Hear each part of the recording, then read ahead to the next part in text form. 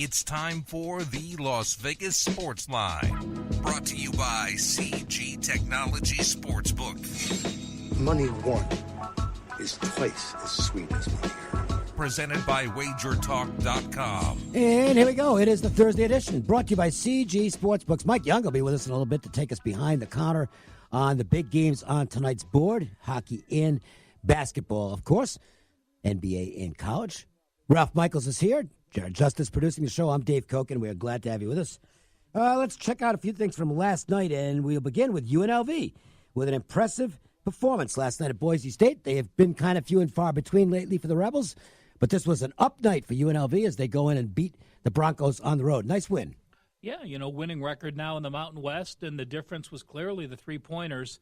You shoot 54% from three-point land, you're going to win a lot of games. They were 14 of 26. Boise, on the flip side, shot 26%, 5 of 19. Big difference in the game. Yeah, and the Rebels did not allow their usual drive to the basket defense, which has been killing them in a lot of games where teams have just been getting, really easy looks from inside. And Boise did not get a lot of those last night, so it was a good night for the Rebels, and we'll see if they can build on this a little bit.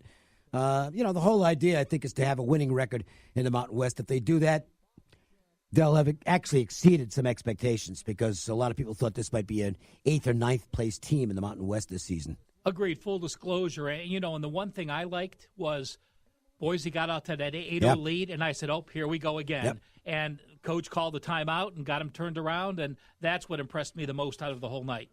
I think most of us in this part of the country, having seen what he did at Colorado State, think Tim Miles is a good basketball coach. But it isn't working out at Nebraska. And the Cornhuskers now, they have morphed into a fall-on-your-face team. It is going really badly for Nebraska right now.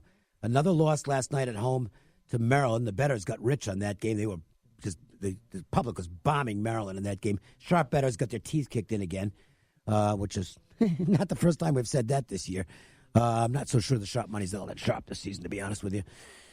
And I say that in all seriousness because I'm not sure it really is sharp money. And I've had this discussion many times. I'm not going to beat a dead horse, but what some websites have a tendency to identify as sharp money, it isn't, okay? So take that with a grain of salt. I get pretty good information myself, and I can tell you that my sources indicated that Nebraska was a steam chaser play last night, where it was kind of one of those deals where it looked like it might be sharp, and a lot of people got on it. Ooh, that's the sharp side, and it wasn't. Because the books I talked to, and I have some good contacts, said, no, we got money on Maryland, and it's not just squares, okay? The sharps are jumping in as well at whatever it went off for plus 2.5 or something like that. So, again, take that stuff with a grain of salt, folks. It may not necessarily be accurate information that some of these websites are putting out. In any event, a very bad game for Nebraska again last night, and I think it's done now. I think Tim Miles, barring some kind of a miracle finish, he's going to get fired. That's good news for some program out there because the guy can coach. Well, yeah, you look now his 8th year, and you average 16 wins your first 5 years or 6 years. And then last year you get to 22 wins. Yeah. What happens? You go 1 and out in the NIT. That's your best performance of your best year. And this year off to the great start, but you lose those 6 straight games. You go 2-8 in conference play. Yes, you had 1 or 2 good wins early. You had some excitement. You had people believing you had that real team. But in the grind of the conference where teams know you can't do anything to trick them. The better talent wins, and they've just been getting out-talented. Well, and the thing is, they've gone backwards this year in a big way. They were 13-5 in the Big Ten last year. And on paper, they were better coming into this season. Most of the team was back from last year. It's a very experienced squad. A chip on their shoulder from what they felt was a snub by the NCAA selection committee last year. And the season started off well, but it's come unhinged, and now they've really gone bad. And I think Miles and Chambers are both going to get replaced at the end of the year in the Big Ten. When they want to make a statement, they just do, don't they? I mean, the Warriors they had a revenge motive last night because San Antonio had beaten them the last time they met. And, the Spurs just got trashed last night. Second and third quarters, the Warriors basically made everything they shot. Full disclosure, though, again, you look at the San Antonio side, and they did a smart thing. They were without point guard Derek White already. They sat both DeRozan and Aldridge yesterday. They knew they had back-to-back games they're playing tonight. Oh, yeah. They didn't have a winnable game. They rested their best guys against the best team and said, let's just get blown out. Let's worry about the next game. So from a coaching standpoint, if you're going to rest someone, it makes sense to me to rest them against the Warriors. Yeah, I can't disagree with that. Why expend the energy in a game you're almost certainly not going to win? And, boy, they sure didn't. And the Warriors, they put on a show last night. Golden State, by the way, has reclaimed the number one spot in the Western Conference. And I think they're now a game and a half ahead of Denver because the Nuggets lost last night in New Jersey. So Warriors atop the division, the conference, I should say. Surprise. Well, I don't know. I don't think it matters to them. They don't care. Yeah. But they are anyway. Let's see. I think that's enough in the what took place last night category. Let's move on to tonight. We'll do that by opening up the Thursday. MJ Christensen 4 at 4. 1, 2, 3 into the 4. Put them fours up. Put the fours up, I said. Do it right now. Tonight's action is just around the bend, and the guys want to get your night off to a great start. 4. It's the Las Vegas Sportsline's 4 at 4. Not 1, not 2, not 3, but 4. Unbelievable. And NBA fans, do not despair. We're going to check out the NBA TNT doubleheader at the bottom of the hour. And Golden Knight fans, don't worry. We're definitely covering the Golden Knights tonight as they head to Detroit. That will be our Wager Talk marquee matchup later in the show. So for now, we'll cover some college basketball. And we'll begin with Penn State and Ohio State. Buckeyes I think it's basically going to 8 now in this game. And I agree with the line movement. Penn State coming off their first conference win after 10 consecutive Big Ten losses. And your first thought might be, well, hey, wait a minute. They just won a game. They've got some momentum now. Maybe they're a team that maybe that's a buy sign in Penn State. Well, it's not. And the numbers prove that out because if you go back over I went back over like 5 years on this, and the last 3 years in particular, it's been absolutely amazing. When teams start off their conference play 0-5 or worse and finally get a win, they don't do well in the next game, and they especially don't do well if it's on the road where they've just been atrocious. I think there's only one team, this is in 3 years, one team that started 0-5 or worse, finally won a game, and then won the next game on the road. So what happens is you've actually got a bad team in a letdown spot because they actually finally won a game in conference play. For Penn State, after so many close calls where they couldn't hold the lead, they finally get one done, get the victory.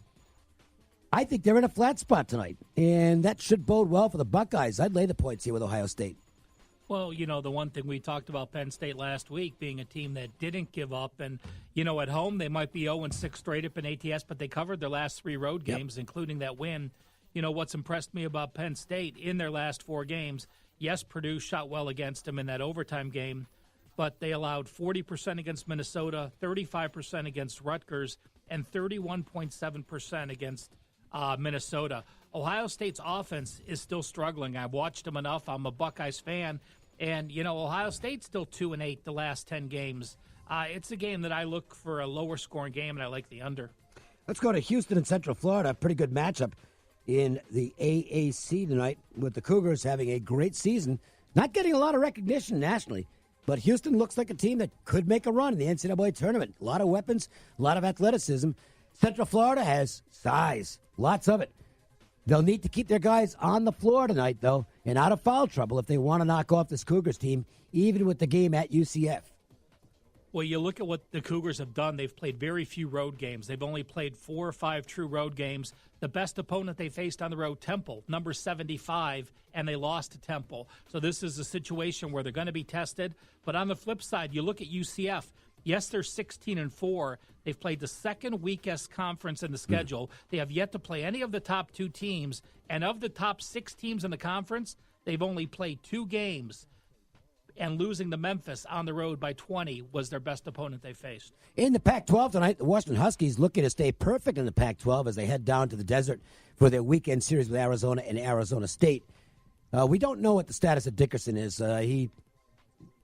Earlier today, it sounded like he wasn't going to even make the trip. Well, he apparently has made the trip, and now he's been upgraded to a game-time decision with his ankle injury. I mentioned this earlier. I was just on with Matt and Sam over at VSiN, and Matt and I agreed on this. It's like, guy's got an ankle injury. Just sit him. This game isn't that big to Washington, okay? I know they'd love to stay unbeaten in the conference, but they've taken command of the Pac-12 now. You're 3 games clear. You're 9-0. You've blown through everyone. I'm not taking a chance with one of my best players. Let him sit the weekend, in fact. I think Washington will lose a game this weekend. It's really tough to get through any conference unbeaten, even if you're the class of the conference. And I think Washington will take a defeat out of this weekend. I don't know which game they'll lose. I didn't bet tonight's game. I don't know if I'll bet Arizona State on the weekend if Washington does win tonight. But, it's just not, to me, this is not a good spot for Washington. And I would be reluctant to play the Huskies here. Arizona, to me, is just a shell of themselves. They lost all their recruits. Their assistant just got suspended last night for multiple games now. And you have an Arizona team in conference play shooting 40.5%, allowing 47. They're destroying everybody. Washington shoots 49.6%, allowing 41.5. I still think the Husky zone wins out tonight. And Iowa, Indiana, and the Hoosiers finally get something done right, going into East Lansing and getting a win. So it's all right with Indiana. They get one of their best players back tonight. The line has moved in this game from Pick'em to 2.5. Indiana the favorite in the game. We'll talk more about that with Mike Young in just a moment. I'm not ready to suggest that, Indiana's suddenly a go-with team right now. I wouldn't lay the points here. I think at Pick'em I might have considered Indiana, but not at -2.5. Yeah, I like the way Iowa's playing. Iowa leads the Big Ten by a wide margin, getting to the free throw line. They shoot those free throws well. And, yes, Indiana beat Michigan State on the road. But off that physical overtime game on Saturday, it's tough to recoup and come back. And, while you talked about Rutgers getting their first conference win, remember, Indiana lost 7 straight prior to this, their longest losing streak in 8 years. All right, let's bring in Mike Young, who makes his debut on the show today. It's usually Jason Simbel, sometimes Will Bernanke, but we've got Mike Young from CG Sportsbooks today. Hi, Mike. How are you? I'm doing well, guys. Good to be on. First time, long time. That's what I have to say, right? Well, there you go. That's good. Hey, listen, before we get into the games tonight and go behind the counter, a little Super Bowl recap. From what I'm hearing, all 8 CG properties here in town really did well in terms of volume, people on hand, and just having a great time at your different locations around town. Yeah, we had 3 big parties going on at the Palms, the Venetian, and the Cosmo. And just overall, in terms of the handle, we had a pretty solid hold. Book made 6 figures on the game. We lost mid-6 figures on straight point spread bets, but more than made up for it between parlays and money line wagers. Thanks in large part to the Rams, a late rush of money line bets on the Rams. There you go. Did we have a best food winner? I know there was a survey that I think Jason Simbel put up, and I'm assuming Lagasse Stadium had to be the winner. Well, of course. It's Emerald, so they're going to do jambalaya, po' boys, bread pudding, and all the Cajun goodness, and can do that justice. I can't personally speak to the atmosphere. I was out at the Palms, had some Mabel's barbecue, Michael Simon's new joint. Yeah. We Cleveland guys stick together, so I had to have some of that. From Cleveland? Where are you from in Cleveland? Shaker Heights.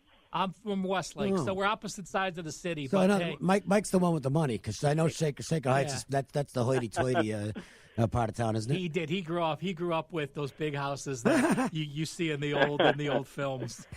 By the way, that's right, and we don't go to the west side. Sorry. Oh, I didn't see that. Oh, you don't cross the Cuyahoga. If you're a West Sider in Cleveland, you stay on the west side. I did not know this. You may go downtown, but that's it. After that, it is very divided in Cleveland, east and west. So it's kind of like Oakland, where the people who live up on the hills and they love it up there, they're not going down low.